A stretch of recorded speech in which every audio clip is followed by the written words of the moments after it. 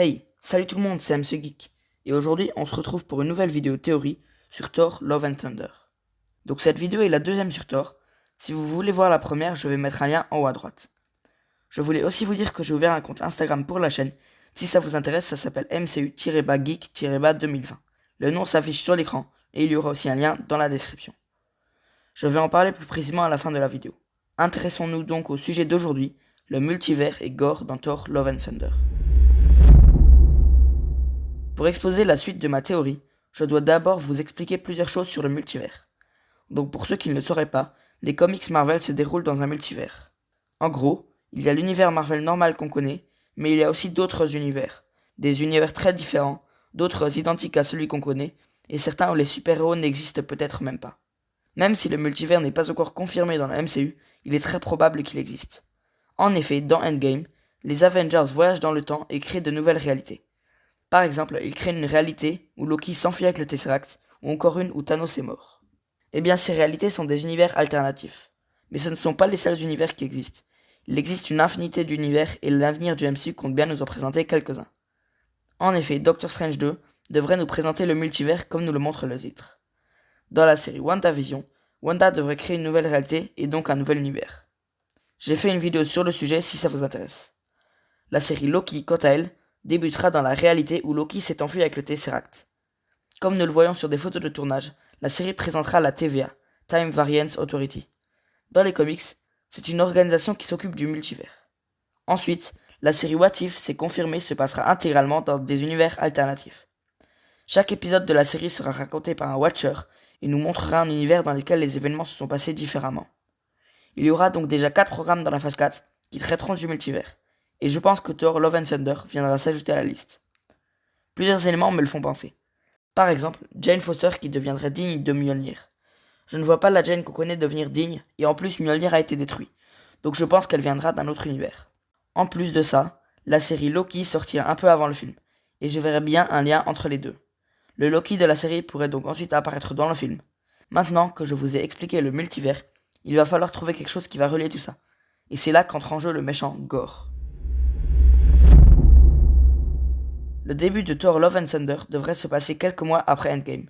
Thor est donc en vadrouille avec les Gardiens de la Galaxie. Taika Waititi, le réalisateur du film, a confirmé qu'on verrait quelques gardiens dans le film. Ils ne seront sûrement pas dans tout le film, mais seulement vers le début pour lancer l'intrigue. Ensuite, Thor les quitterait. Je ne pense pas qu'il va partir de lui-même, mais plutôt qu'il sera forcé de les quitter. Je pense que la Jane Foster d'un autre univers viendra chercher Thor pour le prévenir de Gore et lui demander son aide. Je vais vite fait vous expliquer qui est Gore. Dans les comics, Gore est un tueur de dieux. Il a décidé par vengeance de rechercher tous les dieux et de les tuer. Il possède en lui un fragment de noirceur qui le rend quasi immortel et qu'il peut manipuler pour créer n'importe quoi, comme des armes ou des ailes. Il est surnommé Gore le boucher des dieux, ou encore Gore le massacreur de dieux. Plusieurs rumeurs le présentent lui comme méchant de ce film, et j'ai bien envie d'y croire.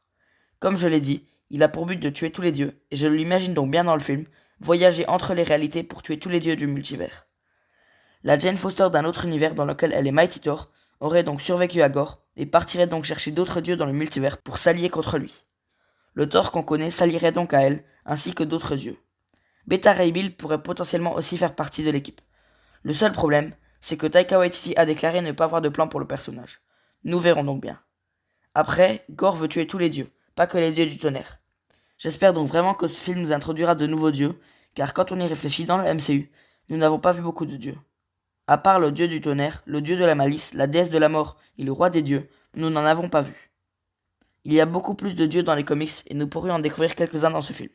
En plus, l'univers Marvel n'a pas que des dieux de la mythologie nordique, mais également des dieux d'autres cultures, comme par exemple la mythologie grecque avec notamment Hercule. Bref, le potentiel de ce film avec tout le multivers est énorme. Je m'imagine tellement une scène finale épique avec plein de dieux réunis face à Gore. En fait, on pourrait un peu comparer ceci avec le comic Spider-Verse pour ceux qui l'ont lu. Dans ce comics, les Spider-Man de tout le multivers sont chassés par les héritiers et se réunissent pour les combattre. C'était une de mes dernières lectures et disons qu'elle m'a bien inspiré. Pour revenir à Thor, je voulais encore vite fait parler de l'avenir de Thor après ce film. Comme vous le savez, tous les Avengers d'origine ont ou vont un peu quitter le MCU. Black Widow, Iron Man et Captain America sont morts. Quant à Hulk, celui-ci a des dommages irréversibles sur son bras, il va sûrement cesser son activité de super-héros. Le personnage va sûrement avoir une conclusion dans la série She-Hulk, tout comme Hawkeye dans sa propre série. L'aventure de Thor devrait également se conclure.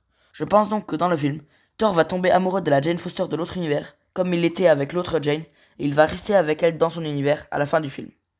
Il reviendra tout de même encore une fois dans notre univers dans le 3e film sur les Gardiens de la Galaxie, pour potentiellement les aider. Mais ça, j'en parlerai dans une prochaine vidéo sur l'avenir des Gardiens. Voilà, c'est tout pour aujourd'hui. Si la vidéo vous a plu, je vous invite à mettre un like et à vous abonner pour ne rien rater. Donc, comme je l'ai dit au début de la vidéo, j'ai ouvert un compte Instagram. Je vais partager dessus des actualités ou parler du MCU et d'autres domaines de la pop culture et du jeu vidéo. Je vais également parler de la chaîne YouTube et donner des infos exclusives. Donc n'hésitez pas à aller vous abonner. Ça s'appelle MCU-Geek-2020.